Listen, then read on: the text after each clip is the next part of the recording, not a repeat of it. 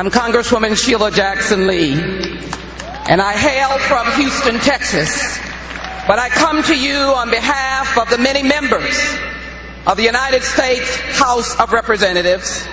I come to you on behalf of the Congressional Black Caucus Chairwoman Barbara Lee, a Californian. And I come to you as every man and every woman, for I cannot write music or dance or sing, but I do know an American story.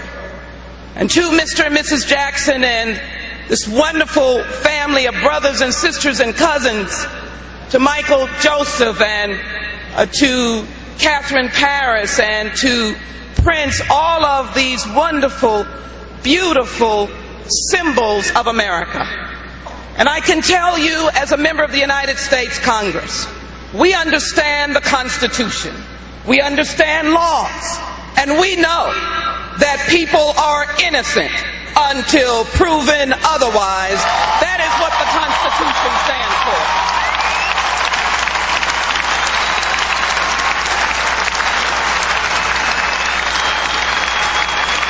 So I mourn today. I come to thank you. For many people don't understand the hearts of entertainers. They don't know how big their hearts are. They don't know how they heal the world on behalf of America. When we're at war, our icons like Michael sing about healing the world. And so he called us into public service. It did not matter whether we were black or white. He even told us to beat it, beat the violence, and look at yourself in the mirror, because it meant that if you were going to make a difference, look at the man or woman in the mirror. I come to you today to say thank you.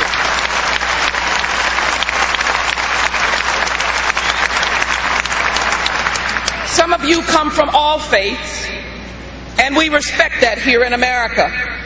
But there is a story whose theme is so symbolic of this young and beautiful man. I love the story of the Good Samaritan because it talks about those who walk by the diminished, the devastated, and the poor. This was a broken and beaten man laying along a road. No one stopped, but someone called the Samaritan. It could be in any faith. It's all about charity and love. And I call Michael Jackson the Good Samaritan. I call him Michael Jackson, who cared and loved for the world. It bothered me. I grew up with him, as all of us, and so many did. And so what an honor and a privilege to see him up close. When he came to the United States Congress in my office and looked some 15 African ambassadors, representatives of heads of state, sitting in an office listening to Michael Jackson talk about caring and fighting HIV/AIDS. They looked at him. He had a twinkle. They listened. He listened. What a miraculous experience to be able to listen and see Michael in action. You know, there were words cast about, but I wonder if anybody was on his shoulder when he walked into Walter Reed Hospital, and he walked along the aisles and the rows in the hospital rooms. This was in the midst of the Iraq War. Doctors stopped and nurses stopped, and individual soldiers who had lost limbs stopped and were in essence moved and touched, as Michael was, by his desire to come and thank them for their sacrifice.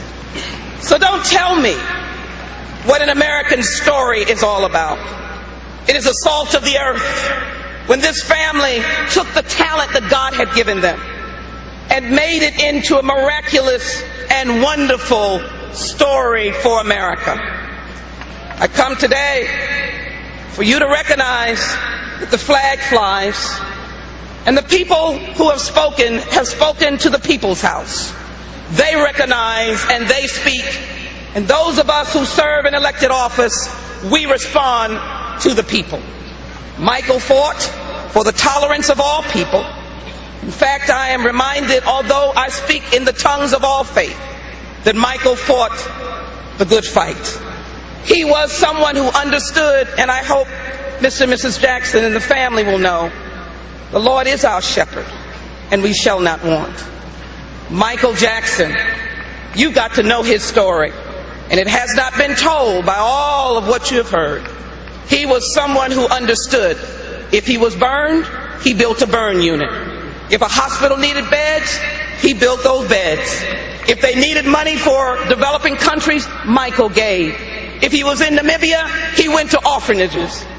Michael never stopped giving, and he touched those whose lives could be reconstructed because the king, yes, the king stopped and said, I care about you. That is why on the House floor on June 25th, 2009, the Congressional Black Caucus and members of the House of Representatives stopped, and had a moment of silence for this wonderful legend and icon.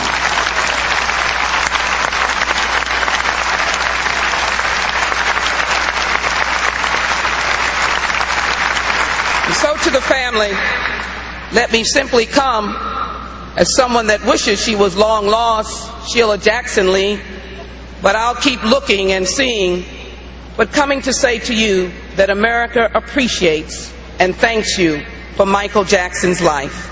For that reason, we have introduced into the House of Representatives this Resolution 600 that will be debated on the floor of the House that claims Michael Jackson as an American legend and musical icon, a world humanitarian, someone who will be honored forever and forever and forever and forever and forever.